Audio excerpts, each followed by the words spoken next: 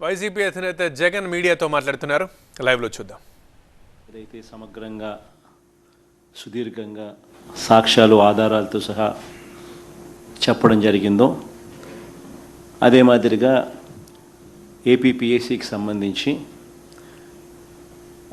మా ప్రభుత్వ హయాంలో ఏదైతే చంద్రబాబు నాయుడు గారు తప్పుడు ఆరోపణలు చేశారో ఆ ఆరోపణలకు సంబంధించి కూడా సమగ్రమైన వాస్తవాలతో కూడిన సాక్ష్యాలు ఆధారాలతో కూడిన వివరాలన్నీ కూడా తెలియచెప్పడం జరిగింది. దాని తర్వాత ఛాలెంజ్ కూడా విసిరాం. మేము రెడీ, మీరు రెడీనా సిబిఐకి 2 మ్యాటర్స్ ఇవ్వడానికి అని చెప్పి కూడా సవాలు కూడా విసిరాం. సవాలు విసిరిన తర్వాత కూడా ఇంతవరకు ఆ టాపిక్ మాత్రం మాట్లాడరు. ఆ సాక్ష్యాలు ఆ ఆధారాల మీద మీ వివరణ ఏమిటి అన్నది మాత్రం మాట్లాడరు. ఏదో కోడిగుడ్డు మీద ఈకలు పీకినట్టుగా మీడియా కాన్ఫరెన్స్ అయిపోయిన తర్వాత మీలాంటి విలేకరులు అడిగిన ప్రశ్నలకు ఏదో వాటికి సంబంధించి ఏదో కోడిగుడ్డు మీద ఈకలు పీకినట్టుగా వక్రీకరించే కార్యక్రమం చేసి మాట్లాడతారు. ఓకే, నా గోయింగ్ ఫర్దర్. ఆ రోజు చెప్పడం జరిగింది.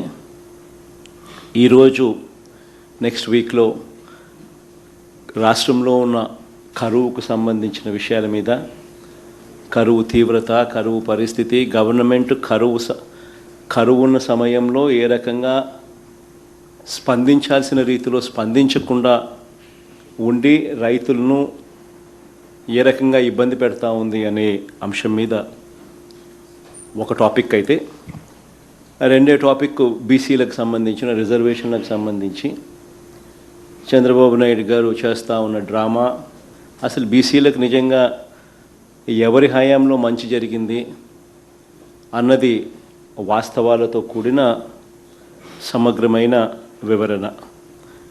మూడో విషయం, రాష్ట్రాన్ని ఈరోజు కాటేస్తూ ఉన్న గంజాయి సమస్య. ఏకంగా పోలీసుల్ని గంజాయి అమ్మడానికి, గంజాయి విక్రయించడానికి, గంజాయితో డీల్ చేయడానికి ఏకంగా పోలీసులే పాత్రదారులై రాష్ట్రంలో ఏ మాదిరిగా దిగజారిన పరిస్థితులు కనిపిస్తూ ఉన్నాయో వాటికి సంబంధించిన వాస్తవాలు విషయాల మీద మూడో సబ్జెక్టు ఈరోజు టచ్ చేస్తా. మొదటి సబ్జెక్టుకి సంబంధించి కరువుకు సంబంధించి కరువుతో మొదలెడదాం.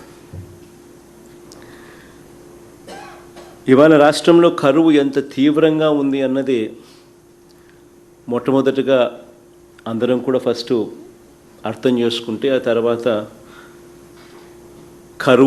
ఇలాంటి కరువు తీవ్రతలో చంద్రబాబు నాయుడు గారు స్పందించిన తీరు మీద ఆ తర్వాత అందరికీ కూడా అర్థమవుతుంది ఏ మాదిరిగా చంద్రబాబు నాయుడు గారు అన్యాయంగా ప్రవర్తిస్తూ ఉన్నాడు అనే దాని మీద. ఇంత తీవ్రంగా కూడా కరువు ఉన్నప్పటికీ కూడా చంద్రబాబు నాయుడు గారు ఆ కరువు ఇంత తీవ్రంగా ఉంది అని చెప్పి దానికి సంబంధించిన డేంజర్ బెల్స్ మోగుతూ ఉన్నా కూడా ఆయన దగ్గర నుంచి స్పందన కనిపించని పరిస్థితి ఈరోజు రాష్ట్రంలో ఉంది.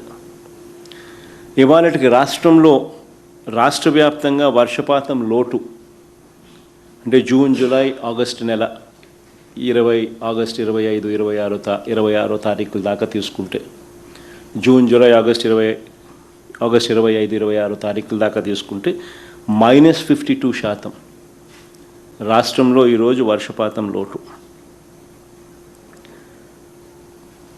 వర్షపాతం లోటు ఇంత తీవ్రంగా కనిపిస్తూ ఉన్నా కూడా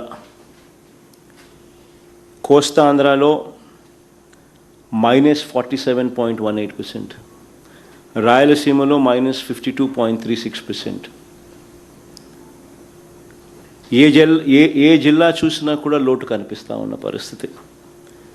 కానీ ఇంత దారుణమైన పరిస్థితి ఉన్నా కూడా చంద్రబాబు నాయుడు గారు కుంభకర్ణుడిని తలపిస్తూ నిద్ర నటిస్తూనే ఉన్నాడు తప్ప రైతులకు మంచి చేసే కార్యక్రమాలు ఇంతవరకు ఏదీ కూడా చేస్తూ అడుగులు పడలేదు.